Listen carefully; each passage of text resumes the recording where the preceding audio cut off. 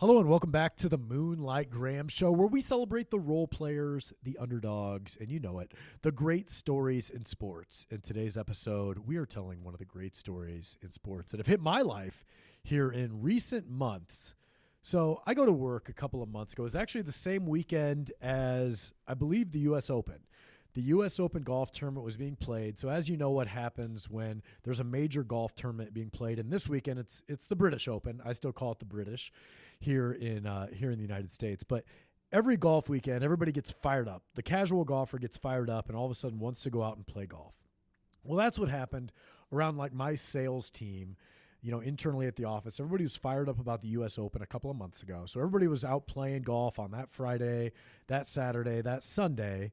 And everybody comes into work that Monday morning, and two of the guys on my sales team got a hole-in-one on the same weekend. And I couldn't believe it because I walk into the office and somebody says, "Hey, did you hear about Jeff? He got a hole-in-one this weekend." And I was like, man, that's incredible. I'll have to talk to Jeff. And I know Jeff pretty well. I also know he's a terrible golfer. So it was very surprising news.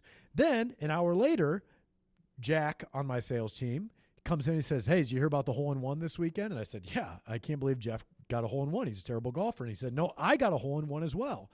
That's right. There were two guys on my sales team, Jeff and Jack. They both got holes-in-one in the exact same weekend. And it really was the kind of the talk of our sales team over the last couple of months. And so I thought, you know, how can I have a podcast that's supposed to be celebrating these underdog, untold stories in sports and not bring on Jack and Jeff to talk about their holes-in-one?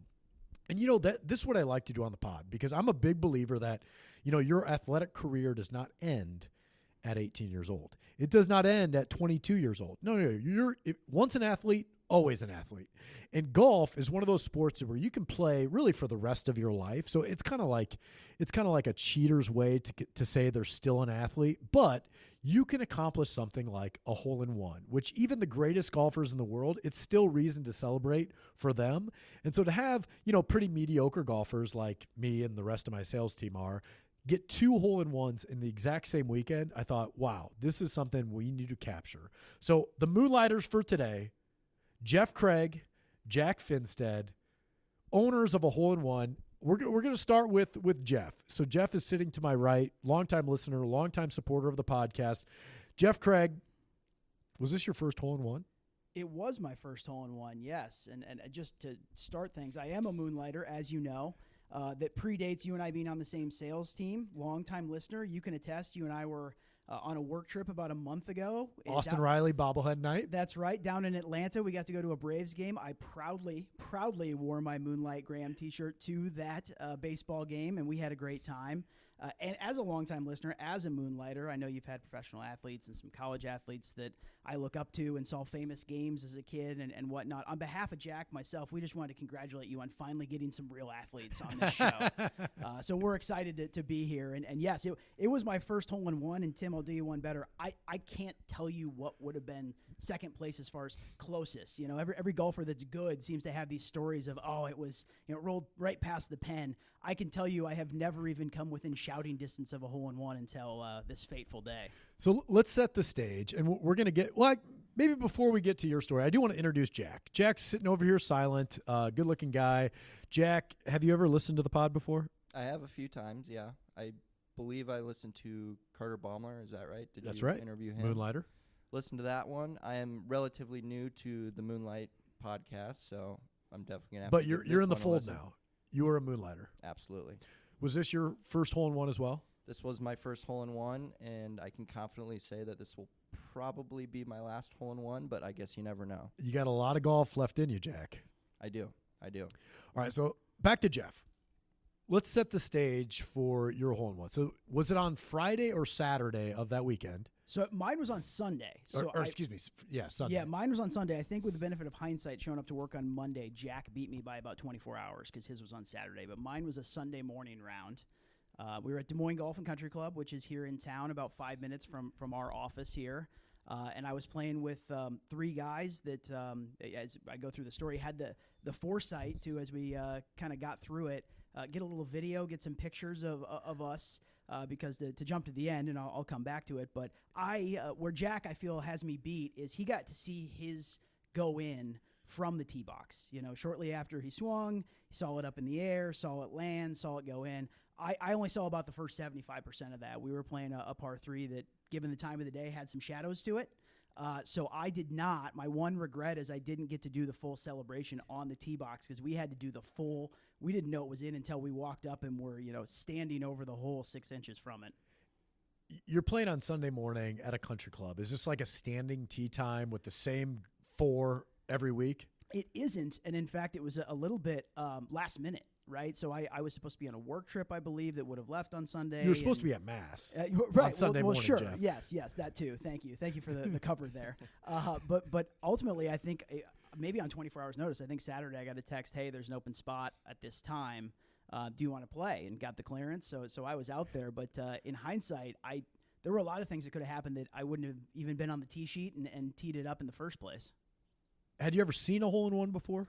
One, yes. So about 10 years earlier, I was a witness to one, and we were the only 2 guys out there, and I had actually just joined that club at the time. It was 8 or 10 years ago, and so I was listed as the one witness of this hole-in-one, and no one knew who I was because I had just joined the club a month earlier. So I think there was some suspicion. They're like, this is a fake guy. It's That's 2 right. first names. Yes. That guy does not exist. Absolutely, yes. So that is my one and only, and kind of the same thing with that one. That one was late in the day. And we were uphill tee box to a downhill green, and the shadows were such that same thing. We didn't, hey, that looks really good, but we don't know if it's in or not. So I still have not witnessed one roll in, live and in person. They've both been ones, both the one I witnessed and the one I had were ones we had to go all the way up to the hole to confirm that we had ourselves a hole-in-one. So it was a par 3. We've made that clear. Yes. It was not an albatross. It was a true eagle hole-in-one. What were you swinging? How far was the hole? Tell me about it. Sure. So it was number 5 in the North Course out at this golf club, and it was a 183-yard par 3. I hit a 5-iron, and I felt pretty good about the swing. I mean, a guy like me, you referenced it in the intro. If I hit the green in any way, shape, or form, even if it skids past and rolls just slightly into the rough, we're happy, man. It's a good start. So my expectations are crazy low when it comes to golf, and that comes with my handicap and the strokes I've earned over the years. So in this case, I hit it. I saw it up in the air, felt good about the swing. It landed kind of short right and on the green, and I lost it pretty quickly. Just the way the shadows were, I thought, it'll be somewhere on the green. I'll be putting in some way, shape, or form for birdie. I'm certain I'll miss that birdie putt. Hopefully I can not 3-putt and I can tap in for par. That was as far as my expectations went when we left the tee box. When was the first inkling that this could be in the hole? Yeah, so I do have to shout out the 3 guys I was playing with. So Mark Sundit, Adam King, and then Brian Cliffell, who actually I met Brian that day. So he had never met before, kind of friends of friends. Forever. I hope his wife knows he was golfing. Since I'm publicizing this, I hope everybody that was allowed to golf and knew they were golfing that Sunday morning. All their family members knew they were golfing. But Brian, the one we guy... act like we were at like a strip club. Right. Young families, you know how it goes. I know. So Brian was the guy who I had just met that day who said, that looked really good. I didn't see it all the way to the hole, but I at least, as we were leaving the tee box, I saw it roll kind of in the general direction. And then we got about 50 yards out as we were walking up the fairway there past the tee box. And he started to say, I would have thought I'd see it by now. So he pulled out his phone and started recording kind of me and then the pin and back to me. And there were the 2 other guys we were playing with were a little bit in front of us. And so we get about 40 yards away and he's saying I think I would have seen it by now. It would have been in a shadow that's probably, I would have thought it rolled 10, 15 feet past the hole, and I don't see anything within a 25-foot radius of the hole. And then we get 20 yards out, and he is recording me and recording the hole, and he says, I'm 100% certain that's in the hole. So he was the first guy, and Brian doesn't know how bad I am at golf, where my expectations are. I didn't believe him. There's no way, right? Still, even when he's saying, I saw it longer than you did, and I'm 100% certain this is in the hole, I'm still thinking no, I'll bet somehow it magically skidded past the hole and ended up in a sand trap. There's no way this actually went the way you're saying it did. And sure enough, he's got video of the whole way up and then our reaction the second we saw it in the hole and pandemonium. So, what was it feeling like when you see your ball in the hole? I was shocked. I don't really remember, we gave some high fives all around. This probably gives you too much of a look into my personal life, but there did happen to be a drink stand right after that green, which was well timed. I had kind of planned By the way, this hole-in-one story is my wife's least favorite day because I was planning on playing a round of golf on a Sunday morning, being done in 4 hours flat, heading straight home, be a parent again, and I wasn't planning on even, grabbing a drink, let alone where the day ended up going, celebrating this hole-in-one. But, yeah, that was it. It was just the four of us all decided, well, you have to do it. So we ended up grabbing a drink at the tee stand, and kind of the funny cap to my story was that one of the guys I was playing with, Adam King, said, I was teeing it up on 6, and I was still using the same ball that I had the hole-in-one with. And right as he was about to say something, and I said, oh, boy, I better not use that. I kind of had to throw it off to the side. And he told me, he said, you got to be smarter than that. You could have parked that thing right onto University Avenue. Right. You hit a hole-in-one, and 30 seconds later, you lose the golf ball via an errant tee shot on the very next hole. So I was such a novice at even experiencing what a hole-in-one feels like and then what you're supposed to do after that I almost just used the exact same ball right away on the very next hole. And just you seeing me play golf, you know what kind of golfer I am. I'm certain I would have lost that golf ball Right. in the next shot or two. So, Jack, let's transition over to you. So, set the stage for us. Are you playing at Des Moines Golf on Sunday morning? I'm not playing at Des Moines Golf. A lot of people have called it Waukee Country Club. Oh. Pretty prestigious course. It's a 9-hole course, wide open fairways. All the fairways are connected together. So as you can tell, I'm being a little bit sarcastic in calling it prestigious. It is probably the easiest course in the Des Moines area. But a lot of similarities with my story and Jeff's. So it's Sugar Creek, right? Sugar Creek. You're playing is the Sugar name. Creek. That's correct. So we weren't actually supposed to golf on Saturday, similar to Jeff's story. It was a beautiful Saturday, trying to decide if we were going to the pool. I was with buddies all morning. And as you guys know how 22, 23-year-old guys are, people will say, let's golf on a Tuesday or a Wednesday. Let's golf this weekend. Everyone procrastinates, doesn't make a tee time. Saturday comes around. We don't have a tee time still. So we call Sugar Creek. So hold on, you're just spending a whole morning at the pool, Right. and you're like, what should we do this afternoon? Should we hang out at the pool or should we go golfing? Exactly. Like what a life, Jeff. I'm jealous. I'm already jealous of this What story. a We life. haven't even gotten to the hole-in-one yet, and I'm so jealous. And I will say that's how I spent my 20s too. It just I long for that now. Like if I could have one Saturday like that, I'd be talking about it forever. It was arguably the best day of my life.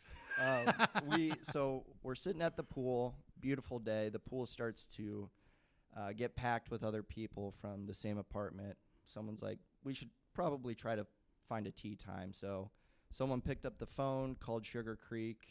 They're like, we can fit you guys in with 2 other random people. So we get to the course. We meet these 2 other random guys. Really great dudes. We're having a lot of fun. And I'm actually hitting the ball. It's getting off the ground, which is always surprising because usually I'm just rolling it 20 feet in front of me and triple quad bogeying every single hole. But I'm actually getting the ball off the ground, and it was hole 7 at Sugar Creek, about 135-yard par 3. What do you got in your hands? Got a pitching wedge in hand. Ooh, wait. Big hitter. That's a strong wedge. Yep. Got to the tee box, was feeling good, been hitting it good all day. Right when I hit it, one of the random guys that we had just met that morning, obviously, goes, this is going to go in the hole. As it was at its peak, starting to come down, he's like, this is going in the hole. It takes one pretty big bounce, and then we just see it get closer and closer to the pin, and it drops right in. Me and my 2 buddies immediately drop everything, start sprinting up to the hole, and luckily he got his phone out, got a pretty good video of it. So you say you dropped everything. So did you leave your clubs on the tee box and sprint to the green? Left the clubs, left the cart, left everything, sprinted up there, hoot and hollered for yeah. probably 5 minutes on the green, and then people started kind of congregating at the tee box. So there was probably 3 or 4 other groups that were standing behind us, kind of cheering me on, which was cool. Did you hug the random guys? Absolutely. Multiple times, too. And the funny thing is, we went back the next day because I was still just on a high of having this hole-in-one, which I never thought would happen. I just picked up golf probably 3 years ago. So I'm probably a 25 handicap. Never would have expected this to ever happen. So we're like, we of course got to go back the next day and see if something crazy could happen. And we ended up seeing the same exact 2 random guys out there. No way. They start screaming everyone around. This guy got a hole-in-one yesterday. So it was pretty awesome. So Jeff mentioned it. He almost hit his hole-in-one ball on the next hole. Did you keep playing with the same ball? I did the same exact thing Jeff did. Teed it right up. Everyone was like, you're going to want to put that in the bag and frame it or do something. And funny enough, I just lost that ball about 2 days ago. So no. it was in a zipper pocket in my golf bag. Looked in there last time I played, probably 2 or 3 days ago. Not in there. So chances are, I think that ball's probably rolling around in your trunk somewhere, though, right? I would like hope it probably just fell out in the trunk. I Because would I'm hope guessing so. if your golf clubs are in your trunk and it was there the last time you checked it. I would hope so, but you can tell I'm not a huge golfer just because I really don't care that much if it's gone or not. But all my golf buddies that have been playing for forever, they're like, you got to get this framed and put up on the wall somewhere. So Next question for you guys. So yours happened on hole 5. You're playing 18. Yours happened on hole 7. You're playing 9. Yep. How was the rest of the round? Like, as far as how did you feel the rest of the round? Were you just thinking about, I just got a hole-in-one for 13 more holes for you, Jeff, and for 2 more holes for you, Jack? Questions for both of you. yeah, I was more concerned with letting everyone in my contact list know that I had just hit a hole-in-one. So I was. And did you do that immediately, or did you do that after the 9? Immediately. So I was. Yes, I like moved this. to hole 8. I had probably already called 10 people in my contact list. So my mind was not focused on golf anymore. It was about telling as many people as possible. Because my roommate actually, very good golfer, has been playing at Des Moines Golf and Country Club since he was probably 5 years old. And probably 3 weeks before I had the hole-in-one, he was like, I have a feeling you or my other roommate, who is also a terrible golfer, he goes, I have a feeling one of you is going to hit a hole-in-one before me. Wow. And so he was my first call right away.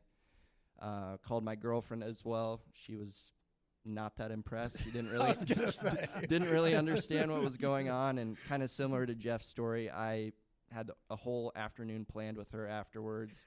That obviously didn't really happen. I was supposed to pick her up afterwards, and I was in no shape to drive my car after that. So she had to Uber over to the apartment after. So she wasn't super happy with me, but I love how, yeah. like, boys will be boys. Yep. Like, it's just a classic example of, like, we're all idiots. And when something like this happens, honey, you don't understand, but all my buddies do, and I gotta do this. And that's funny you say that, Jack, because I think my first text outwardly was to my wife, and I didn't even say I hit a hole-in-one. It was something to the effect of, this Sunday has taken a turn. Just a heads up. This is we're going in a different direction than the original game plan was, 2 hours ago when I left the house to start this adventure. So, yeah, Tim, you said it. I still had a lot of golf left because this was on 5. I still had 13 holes to go. So the first thing I do remember is we were, pretty busy tee sheet Sunday. So the guys in front of us were just teeing off 6.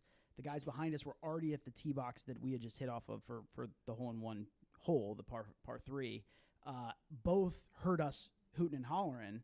So when we hit the turn, we hit 9 going into 10, we saw both the group in front of us and the group behind us. They kind of already knew what had happened, and they wanted to identify which of the 4 of us was the hole-in-one guy, and both groups were ready to say, you're not going to cheap out on us now. We're going to finish this back 9, and then we're going to be having drinks that are provided by you, sir, correct? And so they were ready. So that was kind of the first part of it, was the next 2 or 3 holes until the front 9 ended was kind of just I don't really remember them because I was just kind of humming along, playing, but mostly looking at my phone, and I'm getting a bunch of texts from folks that I had sent it to. So Do you remember what you shot? Like, did it ruin your round, kind of? No, I was playing really well, Tim, and for me, this is relative. There's going to be folks on here that are in a different stratosphere than Jack and me. I tripled 18 to shoot a 90, so I should have broken 90, which is incredibly good for a guy like me. And I blew it on the 18th, but did not really care. Ultimately, it was just time for that round to end, and I was ready for to go inside and all that good stuff. So I was playing pretty well and still had a decent round going even after the hole-in-one. But what cracked me up is because I had so many holes left, still had 13 holes to play. The folks out at Du Bois Golf came out to see us, when we were on like 10, and said, "Hey, heard you were the hole-in-one man. Do you want to buy drinks? How do you want to do this?" So I bought a keg.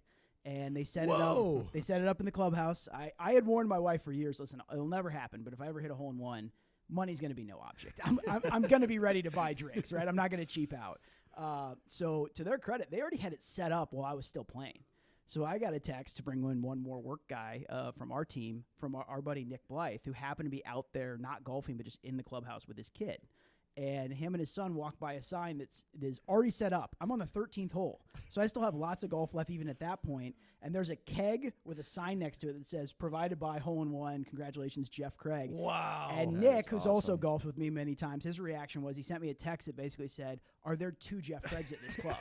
It was a little bit of a backhanded congratulations, but they already had everything set up, ready to go long before I even finished my round. So there was a lot of golf left by the time I walked off 5. What did the keg cost? I think it was $250. Best Absolutely. decision you ever made. Absolutely, yes. So I partook. I had a couple myself once I went in there, so I got to enjoy a little bit of it as well. But I had always known that if it ever happened, the bank account piece of this would be the least of my worries because I'd be so excited about the hole-in-one itself. Were you getting comments from other folks that out at the club, like coming by, taking pictures of themselves with your keg? Like saying, "Hey, congrats, buddy," even though they didn't see you on the course? So I didn't see a ton of people, but the ones that did were the same guys in the groups in front of us and behind us who did come by to congratulate me on not cheaping out. So they were excited to see that I had made good and that they were able to enjoy a beer on me. Jack, how many beers did you buy? So with being at Sugar Creek, my story with buying a keg or drinks was polar opposite from Jeff's.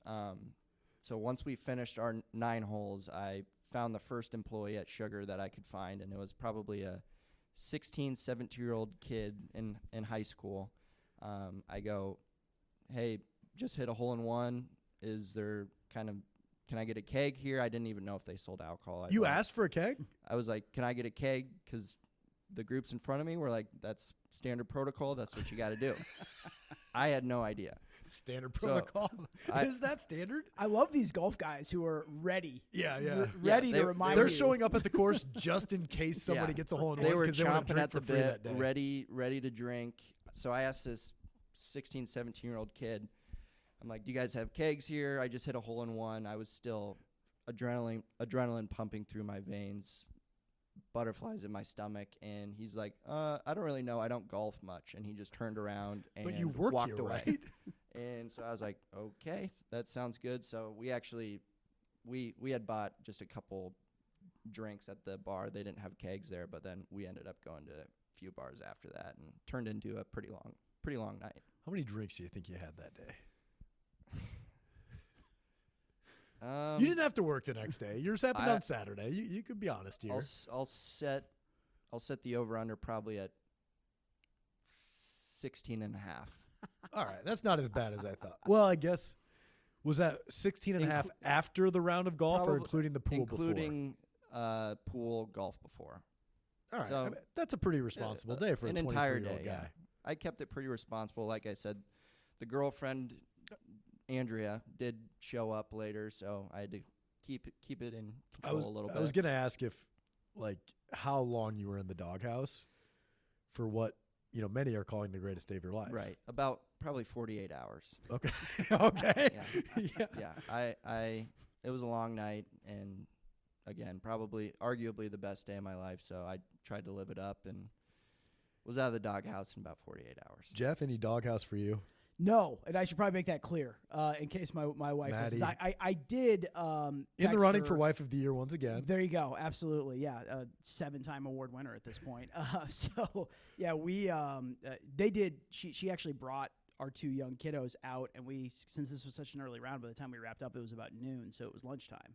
So she came out as well, had a lunch beer from the keg, And I still, as you know, Tim, I still ended up parenting that afternoon and that evening. So I kept No days off. I kept it a little more in check than Jack, but I think that has more to do with hole-in-one or no hole-in-one, the type of weekends that Jack and I are having in general these days. Do you think this is the peak of your athletic accomplishments from here on out? Like we've all got, Jeff Craig, 140, 154, 800 back in the day. Jack Finstad, a lot of wrestling accomplishments. You've brought some of your wrestling trophies to the office here. We're all well aware of your prowess there on the mat. So not counting those, but from here on out, is this the peak of your athletic accomplishments? Absolutely. Yeah, 100%. Yeah. And the other part of it is that I will say is, and I know Jack feels the same way, the randomness of it. So, like, it's our peak athletic accomplishment from this point going forward, but I know Jack's talked to some folks. We're the last two people on our sales team you would have thought, given our golf prowess, would have a hole-in-one, let alone on the same weekend, let alone 24 hours apart. But also, you start to talk to those guys that you regularly play golf with, your buddy that you were playing with that's really good. I have some friends that are, 1, 2, 3 handicaps, and you say, oh, yeah, I had this hole-in-one, and here's what happened. But what's your hole-in-one story? I'm sure you have one. And a lot of these guys that are near-scratch golfers will say, oh, no, I've never had one. They have a lot more close calls than Jack and I ever have. But the randomness of it, Jack kind of said it, we happened to get the ball in the air once, and it happened to bounce the right way off the green and go in. So it is, as much as I enjoyed the hole-in-one, it was a lot of fun, I can, 100% certainty say this will be the athletic accomplishment that I ride out into the sunset. But B, it is a little demoralizing that athletic accomplishment is such a random event that it just happened to be a ball bouncing the right way on a certain green on a certain day. Jack, what could top this? I guess maybe is a better question. Do you have any hopes of doing an Ironman or something like that is pretty unique? So I am currently training for a half marathon, just something to do, something to keep me busy after work. That doesn't beat the hole-in-one, though. I agree. That's why my answer was absolutely not. Nothing will top this unless I eventually somehow start moving into the swim, bike, run Ironman space, which I am not sure I will do that. That's a question. Is an Ironman better than a hole-in-one? Yes. I'm also going to say yes. Yeah. It's a lot different. It's about as different as you can get. Agreed. There's a lot of luck going into a hole-in-one. I think if you complete an Ironman start to finish, even if it's a terrible time, I think that accomplishment is better than a hole-in-one. Would people rather hear your hole-in-one story or hear somebody's Ironman story? That's a more interesting question. Yeah, because I think Jack's right. The accomplishment itself, just from a pure mental toughness standpoint. It's mental not a toughness debate. of any actual athletic accomplishment, as opposed to Jack and I had one swing of a golf club once. But I do think the good story is probably better with a hole-in-one than an Ironman. It's kind of like a good, poker story. How I got busted at this tournament or whatever, happened to be on this crazy hand that happened. Those are always fun stories, even though they're not probably the most athletic thing anybody's ever done. Well, and I think part of the point of this is the hole-in-one is attainable, right? The Ironman is not attainable for most, and it takes so much time to prepare for it that it just excludes most people that just don't have that time to train for it or don't want to or aren't disciplined enough and all that stuff. But the hole-in-one, it's like you guys just rolled out there on a Saturday and a Sunday on a random day and accomplished, something that any sports fan, you don't even need to be a sports fan, but anybody who knows what golf is, to get a hole-in-one is awesome. Like you're not Kim Jong here who got, 18 of them? But there is hope. And I'll say, to put a fine point on what you just said, Jack and I are living proof that quite literally any idiot can do it if you get exactly the right bounce on exactly the right day. That's the other thing that is maybe uplifting about these stories is that anybody who has ever even stepped foot on a golf course at least has it as a possibility, albeit remote, that they're going to cup one at some point. Jack, Jeff, anything we missed? I don't think so. No, yeah. Well, guys, I think that's it. Thanks for coming on the pod. We're recording this. Maybe our employer doesn't want to know this, but we're recording this in the office during work hours. I put a fake meeting on the calendars for this. We're sitting at a conference room right now, so if anybody looked at our calendars right now, they think we're actually working. We're not, so we're playing hooky a little bit. But this has been fun to do. Provided a lot of life and good stories for our sales team, too. Well, Tim, just to tie it up on my end, as far as athletic accomplishments, the hole-in-one is one part of it, but the other element is then being invited on the Moonlight Graham podcast is a big part of. This is a big day. Yeah, this is a big part of my hole-in-one stories that it directly led to a podcast appearance. You might lose that ball, which Jack has proven. You might throw away those clubs at some point, but this podcast is going to live forever on the internet. That's it. Someday when you type into Chat GPT, tell me about Moonlight Graham Show and Jeff Craig, Chat GPT will play this back. We'll find it on the internet and play it for you. That's a beautiful sentiment. A story that lives on forever. All right. Thanks, guys.